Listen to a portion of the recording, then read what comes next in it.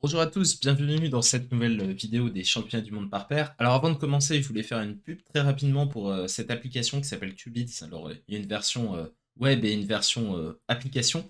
Qubits, ça permet de faire des rings d'enchères avec son partenaire en asynchrone, donc on n'est pas obligé d'être tous les deux connectés en même temps. Et c'est très sympathique, c'est bien fait. Les développeurs mettent à jour l'application régulièrement. Moi, j'utilise principalement les fonctions de la session quotidienne et de la session mensuelle. Donc, vous avez 8 dons à enchérir tous les jours. Et voilà, vous pouvez faire à deux. Vous voyez que sur cette première main, j'ai passé d'entrée. Et j'attends que mon partenaire Romaric fasse une enchère pour pouvoir rebider à nouveau. Et puis, vous avez une note à la fin de chaque don en étoile. Si on peut regarder une ancienne session, par exemple, vous voyez que sur chacun des contrats, on soit attribué une note. Et puis, à la fin, on a un total et un classement. Et c'est très sympathique à faire. Il y a même un petit chat dans l'application pour discuter des dons avec votre partenaire. Donc, n'hésitez pas à y aller. En plus, c'est gratuit. Donc, voilà tout. On va pouvoir se lancer dans la vidéo après cette petite instant publicitaire. Mais je suis sûr que ce sera une bonne découverte pour la plupart d'entre vous. Allez, on attaque avec cette première donne. Nous jouons à nouveau contre des Allemands, Jonathan Pieper et Maxi Stepper. Donc je les vois aussi depuis assez longtemps dans les championnats, même si Maxi c'est la catégorie d'âge un petit peu en dessous de moi habituellement. Alors pour cette première main, je vais vous mettre dans la position d'un de mes adversaires. Alors je me souviens plus qui était à quelle position. J'ai ouvert de deux carreaux faibles en sud, trois trèfles d'intervention et trois carreaux en or. Vous dites 3 cœurs, bon, jusque-là, il n'y a rien de fantastique. Passe, votre partenaire dit 300 atouts, et maintenant, c'est à vous. Est-ce que vous reparlez ou est-ce que vous vous arrêtez là? Bon, alors c'est une décision qui est clairement difficile parce qu'on n'a jamais envie de dégager de 300 atouts quand ça peut être le bon contrat.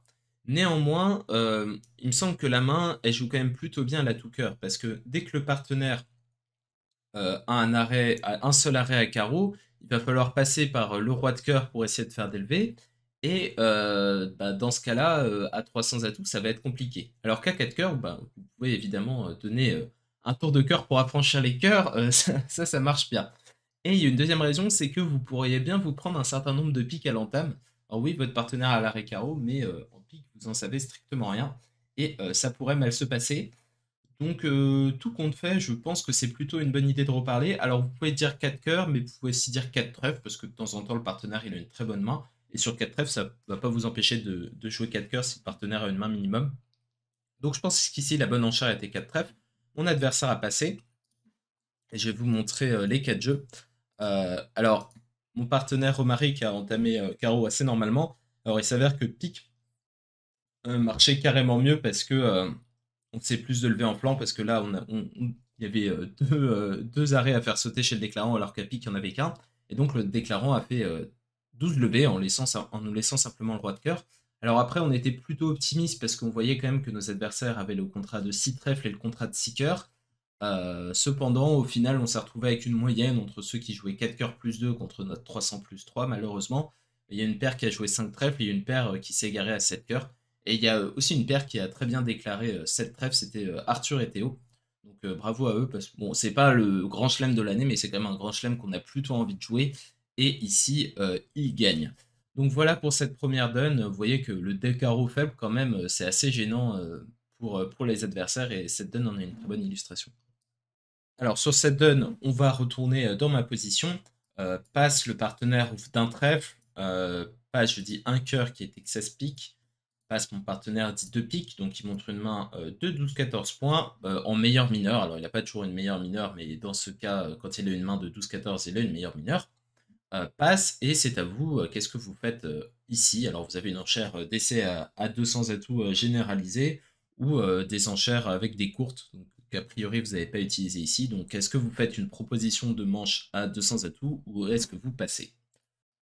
Bon, franchement, j'ai trouvé que c'était une décision relativement tendue avec ces 10 points d'honneur. Il faut quand même qu'on tombe plutôt sur les bonnes cartes en face. Néanmoins, il y a quand même un argument pour parler, c'est que on a un fit 9ème et que si les adversaires réveillent et qu'on dit 3 piques après, on peut avoir une chance de se faire contrer et que ça tourne mal. Alors que quand vous faites une proposition de manche et que vous arrêtez à 3 piques, il peut rien se passer. Enfin, on va jamais vous contrer, quoi. Donc il me semble qu'ici, c'est ce qui a fait basculer ma décision. Je trouvais qu'il y a rien d'évident, donc j'ai 10 points, j'ai des points à trèfle, mais j'ai une dame de cœur seconde qui a pas l'air fameuse. Bon, j'ai dit 200 et là j'ai été très heureux parce que mon partenaire a dit 3 cœurs, donc maximum avec une force cœur et j'ai conclu évidemment à 4 piques. Voilà, alors le mort s'est étalé, il avait tout ça, donc le cingleton carreau en face de mes 3 petits, même si c'est de la sec, ça reste très bon. Alors on a perdu un cœur, un pique et pas de trèfle, le roi de trèfle était placé, donc on a marqué 650, je vous montre ça.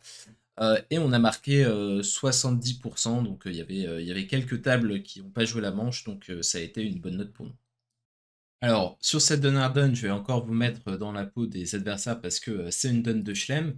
Ouverture d'un carreau chez votre partenaire, vous répondez un cœur et le partenaire dit 200 atouts. Alors, je vous propose une séquence safe pour l'occasion.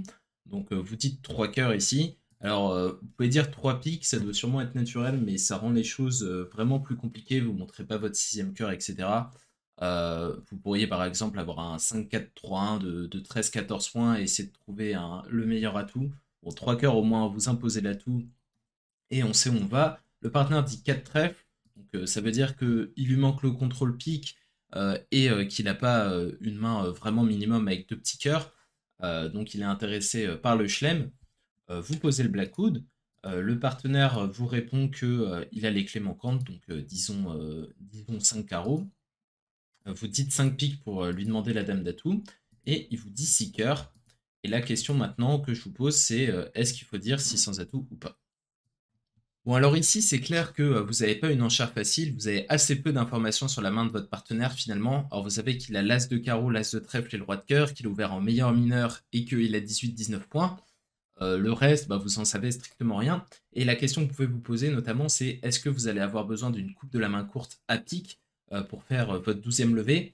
Bon, moi, l'impression que ça me donne en essayant de générer des mains, c'est que vous aurez toujours une chance à 600 atouts, que ce sera jamais un contrat à 0%, et que donc vous avez vraiment intérêt à y aller en paire. Par exemple, en plus des 3 cartes connues, mettons que vous mettiez le roi de carreau et la dame de pique chez votre partenaire, ça lui fait 4, 7, 11, 14, 16 points d'honneur.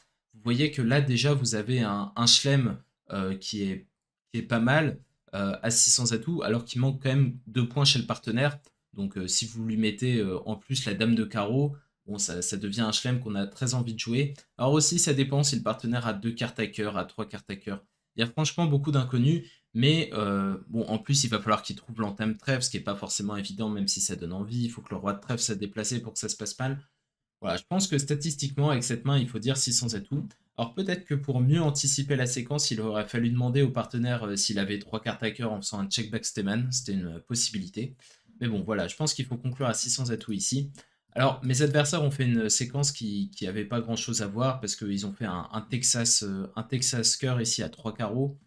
Et, euh, et donc, ils ont eu des contrôles assez différents, mais ils ont passé sur 6 cœurs. Alors là, il s'avère que... alors, je vais vous montrer les jeux. Les cœurs étaient 2-2, le partenaire avait le roi de cœur 3ème, et donc on s'est toutes levées à 100 atouts et à cœur, et nos adversaires à 6 cœurs plus 1. On s'attendait à franchement marquer une bonne note, euh, mais en fait on a marqué que la moyenne, notamment parce que il y a eu quelques égarés.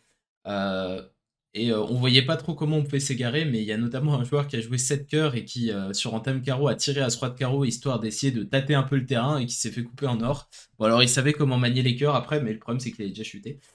Euh... ouais, on a une position de moindre choix potentiel à cœur. Donc voilà, on a marqué que 50 alors qu'on espérait marquer un peu plus sur cette donne, comme on espérait marquer un petit peu plus sur la première, et c'est une table un petit peu sous-évaluée par rapport à ce qu'on pensait à l'époque, mais ça reste une bonne table avec aucun coup en dessous de la moyenne tout de même. Voilà, je vous donne rendez-vous à la prochaine fois pour une nouvelle vidéo, et puis d'ici là, n'hésitez pas à tester Qubit si vous ne l'avez pas encore fait. Allez, salut tout le monde.